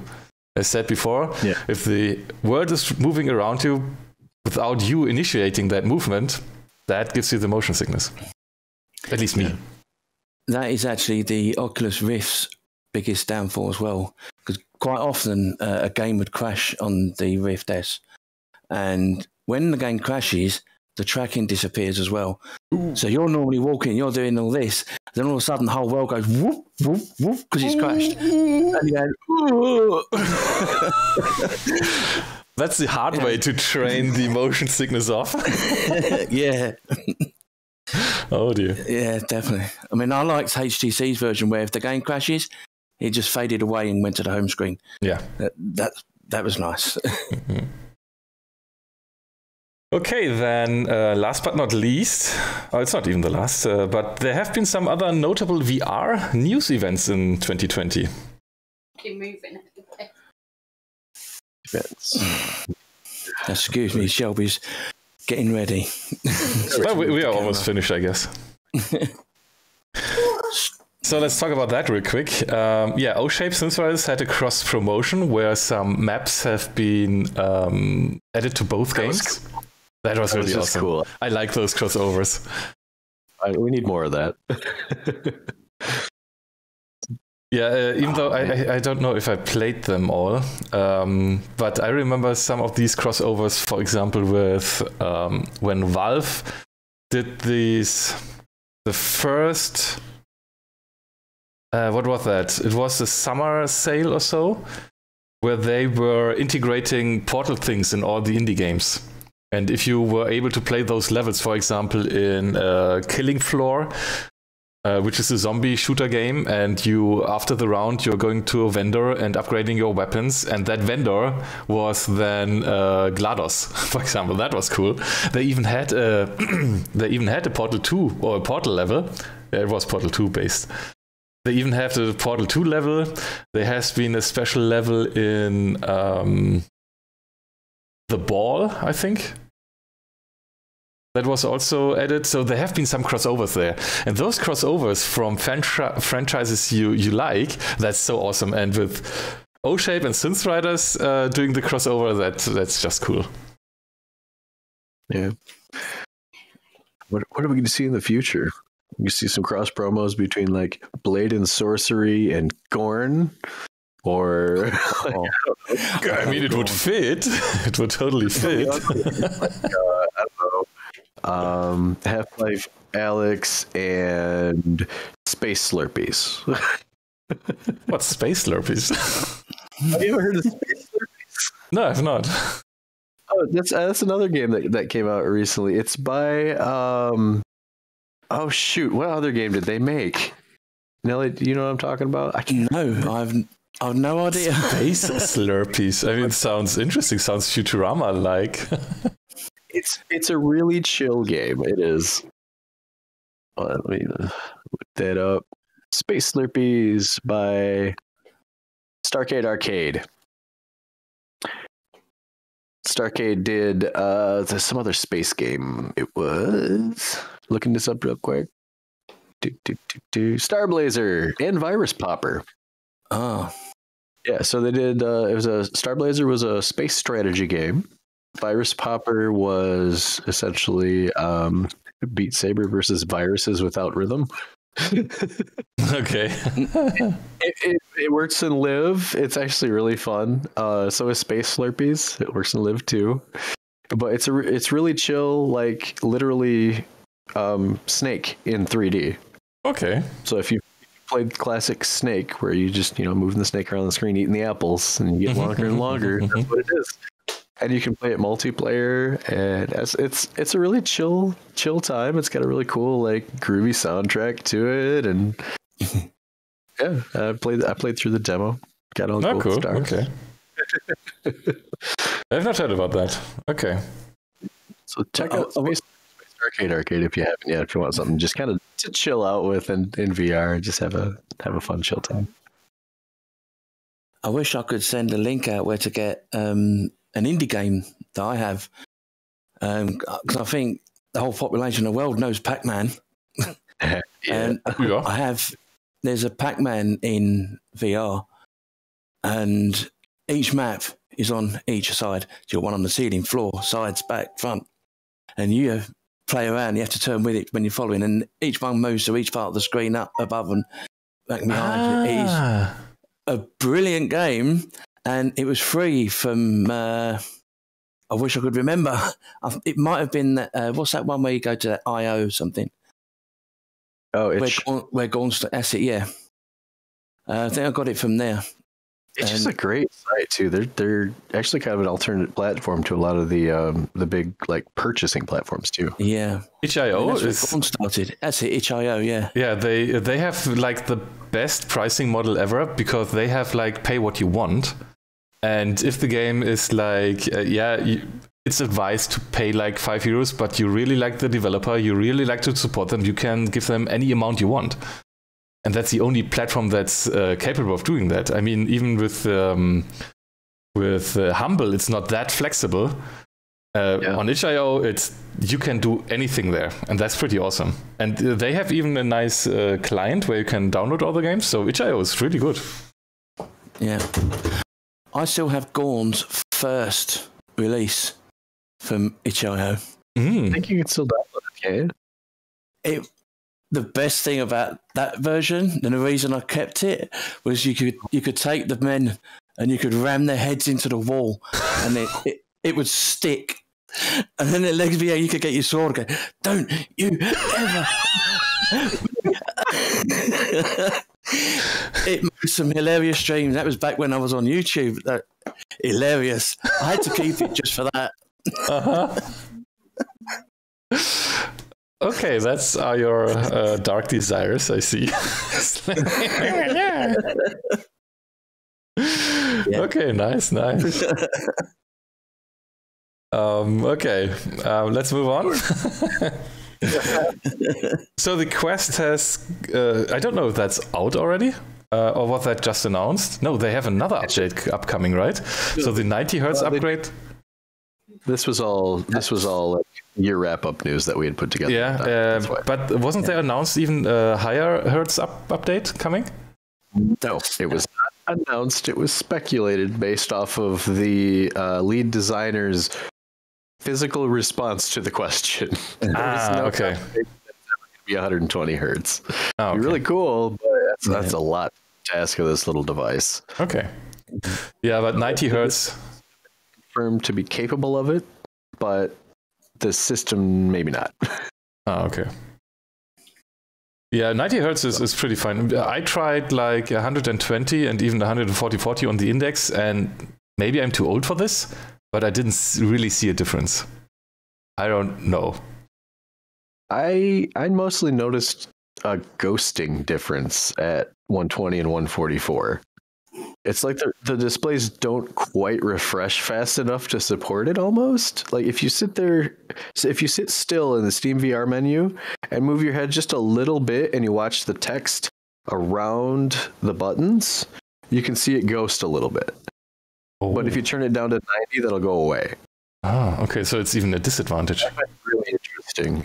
Possibly. I'm not sure. So I mean, pushing 144 hertz, you're getting a lot better like prediction based on what game you're playing. If it's using your refresh rate as some kind of calculating thing, then you're gonna get better results with it. Like in Population 1, we discovered that 90 hertz versus 144 hertz, if you're using the jump glitch where you like walk up to a thing and then pull it into your stomach, it'll launch you up in the air if it's the right shape. You go approximately twice as high on an index as you do on a Quest 2 on a Link. You said glitch. Real glitching. Yep, glitching.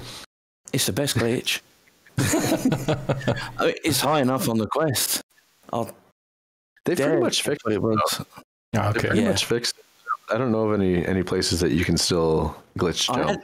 I had it happen by accident on the little bench with the pallet on top, where the guns normally spawn in. Oh. I walked up and grabbed the gun, and all of a sudden I went, whoa!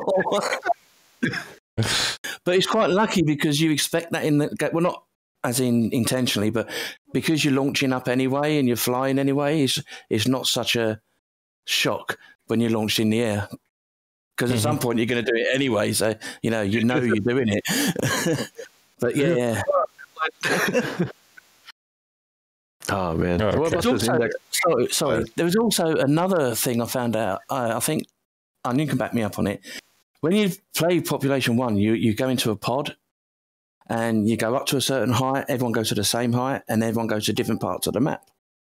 Some of the pods cross over with each other, so somebody from another team can like come through your pod as you go across. If you time it right, you can pull their cord, and they will. Can you? Yeah, I wondered that because I've had that happen a few times, and as soon as I passed by, I was like, "Oh wait, yeah. I'm trying to grab it." I was like, oh. Green Reaper done it by accident. Green Reaper's done it. I think they should keep that in. That's wonderful. Yeah. Okay. And you're dropping now? Oopsie. Yeah, but let's move on. So index order wait times. Yeah, last year those got epic, didn't they? It was not so much. Yeah, it was not orderable at all. Like everybody wanted to have one. 3-month wait times, wasn't it? 2-month wait times? I think it wasn't. It was like out of stock. You couldn't even order it. It was not only high wait times. It was not even orderable because the button was like out of stock, and no, you cannot even pre-order or whatever. Yeah, well, the pandemic had some side effects on that because everybody wanted to have now a VR headset. And which VR headset to go if you want to have like the best consumer available headset? Yeah, I'm still advising the headset, the Index headset over all the others. If you have the money, the tracking, the controllers, the visual and audible fidelity, yeah. And the huge PC to run it. I would too, but with a big disclaimer on it, and that is when it works, it's awesome. But something is inevitably going to break. The controllers? Just because I have seen more people report little things breaking with their controllers that were kind of showstoppers than any other headset. Like you get the rings on the Quest cracking. That's a pretty common thing because people are smacking them together and hitting walls and whatnot. But I'm seeing pictures of Valve Index controllers being literally cracked in half at the grip. Like I'm seeing horror show pictures of these controllers, and it's mostly some of the faster games. If you're planning on playing Beat Saber and whatnot, I would recommend getting really good at Beat Saber on a less expensive headset first, because that will save you a lot of money in controllers later.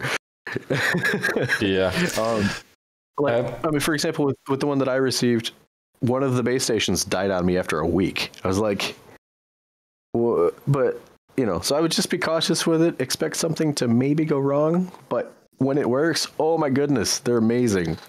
So I was more or less pretty lucky with the hardware there. I was having my first pair of Index controllers for 1.5 years before I eventually was able to crack below the trigger, the plastic. It had a crack. And on the left trigger, suddenly the analog stick was always pointing to one side, and it didn't really go away. Right here? Right there, indeed. Yeah, there it broke. And it was even, the first time that happened, it was even pushing and blocking the trigger because it was like bent inside. And then the trigger was totally blocked for a bit. But I got that replaced, and now I took some precautions. So there are bumpers available that you can 3D print around that metal ring. And that already... What is that? Index controller? Yeah. What was the tape? Or what? Oh, that because I grip it right there for Beat Saber. Ah, okay. Oh, that's interesting. Yeah, and the other thing that people are doing now is taking a tennis grip band to wrap that around the grip. And that helps, for example, a lot with sweat getting into the controller. At least for me. So my hands sometimes, at least over 1.5 years, there is some sweat collected. And that's going into the like little gaps from the grip. Yeah. And you cannot really get that out. So... yeah, little areas in here. There are little gaps, and with the tennis grip band, I hope now they last longer, because especially with the metal rings, if you are smacking those two controllers together with the metal ring, or even hit your fingers, it hurts. It does hurt. Oh yeah.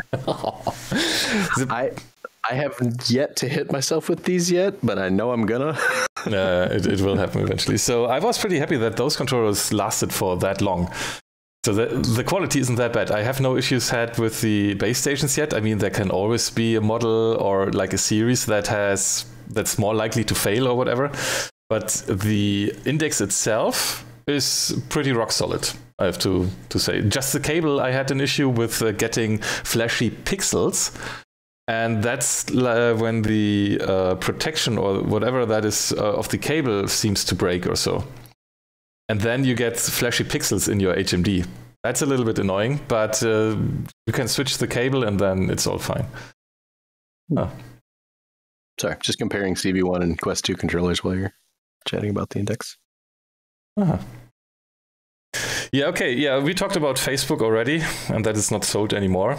So, let's wrap this up, more or less, with what's about to come.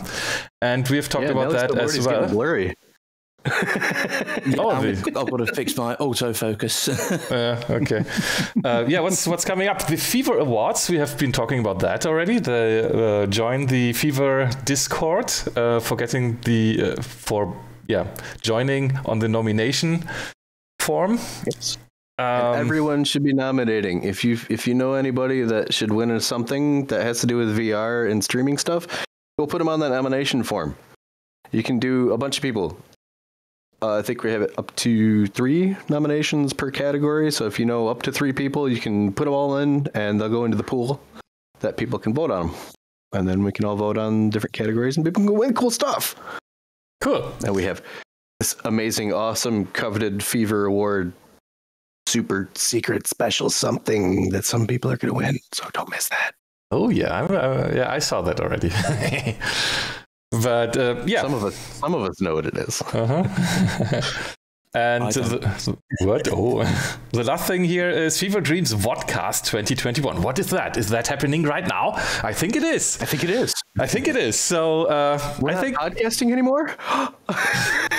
It's both. It's a VOD podcast. Yeah, but I think we shall be back on track. So expect the next episode in 2 weeks. We will figure out our next guest. So thank you very much, Nelly, for jumping in today. That has been a very short. Thank you very much. A very short jumping in, but so it was without any planning ahead. So thank you very much for that and helping us out here. And no script. And no script, but it was perfect. No issues there. Script. Yeah. So you can watch Nelly on stream. He is streaming on twitch.tv/TiddyVRLive. If you are on my channel right now. Like these. We'll do D's. I mean, not yes. D. Never mind. Yeah. TiddyVR with double D. Teddy with 2 D's. That just doesn't. Oh, okay. Yeah, that sounds wrong as well. If you're watching right now on my Twitch channel, there is even an overlay made by Tancho. There you can click on the button and follow his channel. You can also follow Onion, the famous XypherOrion, on his Twitch channel. He's also streaming. He's doing also VR streams, but also some tech streams, if I saw that correctly. Development. Once in a while. Twitch.tv/XypherOrion. I think you can catch them all. Follow this guy too. This Corben78 fella. If you haven't hit that like button, which I assume is down over in that direction somewhere, you should probably click that button too. Thank you very much. Unless you're watching a live stream, in which case click live stream. Nice follow button. Then you would unfollow, but well, it can happen. Don't unfollow. No, you can't click the follow button and then unfollow. It becomes the unfollow button. Anyway, okay. I know what you're talking about there. Yeah, but those guys are also available on other social platforms like Twitter. It's also TiddyVRLive and XypherOrion. And make sure to follow Team FeVR. So that's on twitch.tv/TeamFeVR, right there, /team/FeVR. So there's a team page. Twitter, it's at Team FeVR. Oh gosh, I can't really say that. And on YouTube, but I won't be able to name that because it's https://youtube.com/channel/UC. Yeah, we will put that link somewhere. Thank you so much for watching. Thanks you so much for hosting with me. See you all next time. Have a good one and bye-bye.